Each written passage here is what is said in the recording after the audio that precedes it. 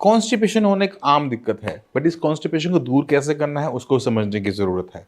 Constipation जब किसी को होती है, कब्ज़ किसी को होती है, तो वो हमारे शरीर के अंदर क्या चल रहा है, वो हमें बता रहा होता है।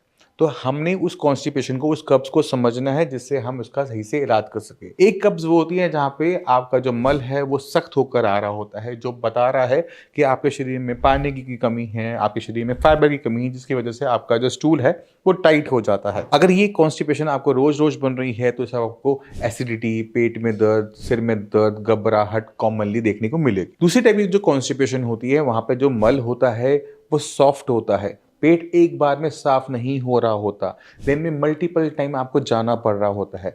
ये बता रहा है कि आपका जो लीवर है वो वीक हो चुका है, आपकी इंटेस्टाइन्स के अंदर स्वेलिंग है, जिसकी वजह से मल एक बार में पूरा फ्रेश नहीं हो पा रहे हैं। तो आपने करना क्या है, पहले अपने आप को आइडेंटिफाई करना है कि आपको जो कॉन्स्टिपेशन हो रही है वो किस टाइप की हो रही है। क्या आपका जो मल है वो हार्ड है या आपका जो मल है वो सॉफ्ट है।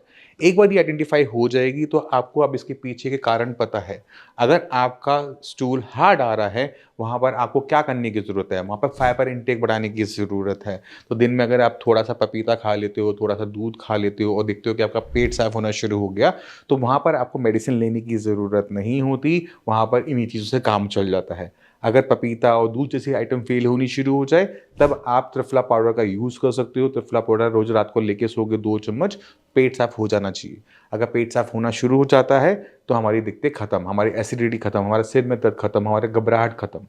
वहीं पर अगर आपको स्टूल सॉफ्ट है और मल्टीपल टाइम जाना पड़ता है, शरीर में थकावट बनी हुई है, कंधे मांसपेशियों में दर्द हो रहा है, एसिडिटी बन जाती है, खाना सामने आते भूख खत्म हो जाती है, तो यहाँ पर आपके इंटेस्टाइन्स में स्वेलिंग एक लक्षण होता है।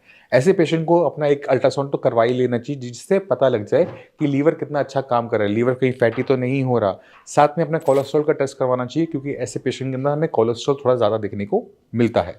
और साथ-साथ अपना डायबिटीज़ का भी टेस्ट करवाना चाहिए, क्योंकि ऐसे पेशेंट के अंदर हमें प्री डायबिटिक होने की संभावना बढ़ जाती है। और बीपी का टेस्ट भी, क्योंकि बीपी इस कंडीशन में बढ़ना शुरू हो जाता है। अगर ये सारी चीज़ें आपके साथ हो रही हैं, इसका मतलब ये है कि आपको कोलाइटिस बना हुआ है, आपके इंटेस्टाइन में स्वेलिंग है, आपका लीवर कमज़ोर है। अगर हमने इसे ठीक करना है तो आपको अपने खाने-पीने की हैबिट्स पर ध्यान देना होगा। आपको देखना होगा कि आप कहीं खाने के बाद पानी तो नहीं पीते, या फिर खाने के बाद आप कहीं कोई लिक्विड छाछ या चाय का इंटेक तो नहीं कर रहे। आप दिन में एक्सरसाइज़ कर रहे हो या नहीं कर रहे हो। आप खाने के अंदर सब्जियाँ का इंटेक करते हो या नहीं करते, या पूरे दिन फ्राइड खाना ही खाते रहते हो, रोटी है, पराठे हैं, पूड़ियाँ हैं, यही ज़्यादा खाते हो, कचौड़ियाँ ज़्यादा खाते हो, तो ऐसे पेशेंट के अंदर हमें ऐसी दिक्कत देखने को मिल जाती है। जिन पेशेंट का वेट ज़्यादा होता है, उनके अंदर में ये दिक्कत ज़्यादा देखने को मिलती है। दोनों ही कॉन्स्टिपेशन है, बट एक दूसरे से अलग है, इनके पीछे कारण भी अलग-अलग हैं। तो आपको अपनी कॉन्स्टिपेशन के अपने कारण समझने होंगे और उस पे काम करना होगा। अगर आप काम कर लेते हो, तो आप आने वाली बीमारियों से पहले ही बच जाते हो। क्योंकि कॉन्स्टिपेशन अगर बहुत लंबा टाइम बनी रहती है, तो ना जाने वो कितनी टाइप की और बीमारियों को पैदा करती है, जैसे मैंने अभी आपको बताया। तो मैं उम्मीद करता हूँ आज से आप अपनी कब्ज़ को नॉर्मल नहीं समझोगे, उस पे काम करोगे, उसे अंडरस्टैंड करोगे, अपने शरीर को अंडरस्टैंड करोगे और उसके अकॉर्डिंगली आप एक्ट करोगे। कहीं पे भी दिक्कत लगे, डॉक्टर्स की पूरी टीम है, वो आपकी पूरी हेल्प करेगी।